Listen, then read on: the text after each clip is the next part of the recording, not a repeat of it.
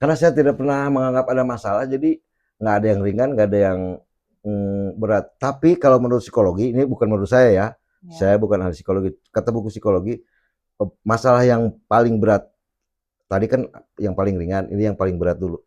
Yang paling berat itu melawan diri sendiri. Betul, betul, betul. Saya setuju itu. Menaklukkan diri sendiri. Betul. Nah, apa masalah yang paling ringan? Sebetulnya nggak ada yang ringan ya kalau dari kacamata psikologi.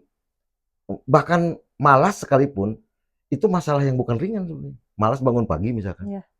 Itu mungkin dianggapnya ringan, tapi sebetulnya tidak ringan itu. Banyak orang yang tidak bisa melakukannya. Apalagi yang tidur jam 3 malam, tapi setengah 6 harus harus jupir berangkat ke kantor gitu. Kalau yang tidak terbiasa itu repot. Tapi Iya. karena saya terbiasa. Ini gitu. sepertinya curhat ini. Enggak, Ini jangan. kebiasaan ya. Ini sepertinya kebiasaannya Kang Wagun itu. Soalnya beda dari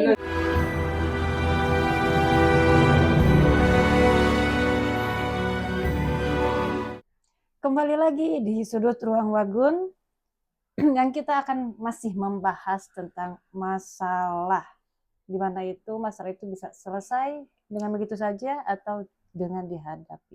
Iya. Pertanyaan dari saya, bahwa boleh nggak sih kalau misalnya kita menganggap masalah itu tidak ada? Oh, boleh. Boleh. Saya salah satu orang yang menganggap masalah itu tidak ada. Saya menganggap semuanya adalah peristiwa saja yang harus dilalui. Begitu saja. Sudahlah, bahasa sononya cesara-sara gitu ya. Iya, cesara-sara itu artinya lalui saja kayak air mengalir. Cuman air mengalir itu harus dikelola gitu. Karena kalau air hanya sekedar mengalir saja, kemauan ngalir ke comberan, nggak apa-apa bahasa Sunda sedikit ya. Jadi air itu memang suruh mengalir tapi dikelola sehingga masuknya dia ke danau, ke empang gitu ya. Jadi bermanfaat gitu. Tinggal dikelola saja gitu. Kalau ada orang yang mengatakan masalah, dia mungkin belum tahu apa yang dimaksud dengan masalah. Sok coba, Ami, oleh saya ditanya balik, kalau menurut Ami masalah itu apa? Ya kalau misalnya menurut saya pribadi ya, masalah itu tetap tentang bahwa kita beda tentang harapan dia dengan harapan kita, di mana enggak match, bahwa tidak sesuai dengan yang kita harapkan, itu akan menjadi masalah. Karena satu, orang berpikir seperti A, ini seperti B. Dan itu menjadi masalah buat dia karena tidak sesuai yang diinginkan. Nah, bagi dia mungkin itu masalah, mungkin bagi satu pihak itu bukan masalah. Bukan masalah. Gitu. Karena yang satu pihak itu mengatakan perbedaan itu sesuatu yang lumrah, tapi pihak lain mengatakan oh ini harus sama. Makanya saya tidak setuju ada persamaan persepsi gitu ya dalam sebuah diskusi, atau ayo kita samakan pendapat. Itu bagi saya nggak masuk akal. Gimana caranya sebuah pendapat harus jadi satu gitu? Nggak mungkin. Paling adanya kalau dalam bahasa matematika itu irisan ya, dicari di mana titik-titik temunya. Tapi kalau satu titik temu nggak mungkin ada lah. Kalau bahasa kerennya kudu saling eledan gitu ya. Saling eledan lah. Saling mengalah, saling menghargai ya. Saling mengalah tapi sekaligus harus saling menghargai gitu. Baru itu benar gitu. Tapi kalau secara pribadi sih ini nggak ada masalah. Nah, berarti kalau misalnya untuk Kang Wagun itu tipikal orang yang baiklah masalah mah kayak gitu. Daripada kita pusing mikirin masalah, mendingan silakan aja masalah pusing mikirin gua gitu. Berarti lebih ke menghindar atau dihadapi gitu. Hadapi aja. Dihadapi saja. Oh, ini ternyata saya harus A, B, C, D. Pilih aja. Mana yang bisa diselesaikan oleh kemampuan berpikir dan lain-lain, mana yang harus diabaikan saja.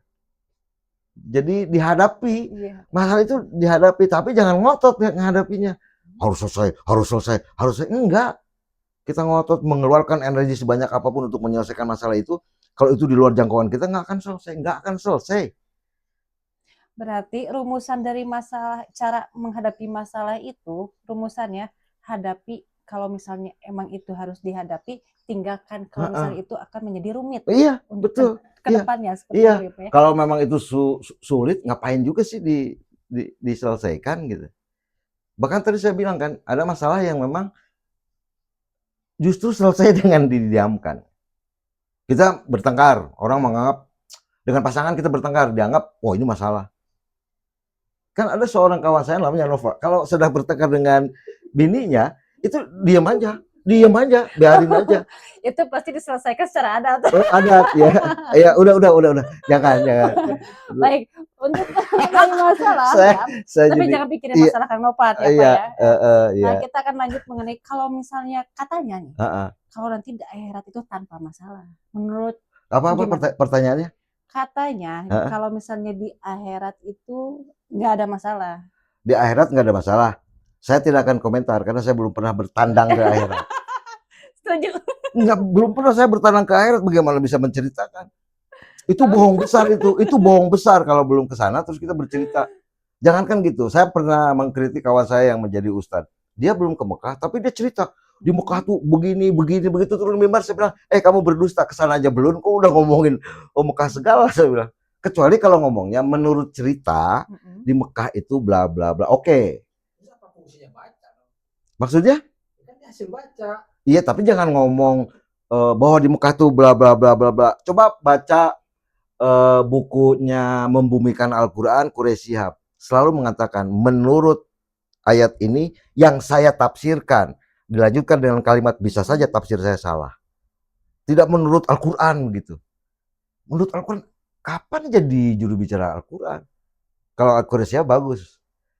Menurut ayat ini yang saya tafsirkan dan bisa jadi tafsir saya salah, ini artinya.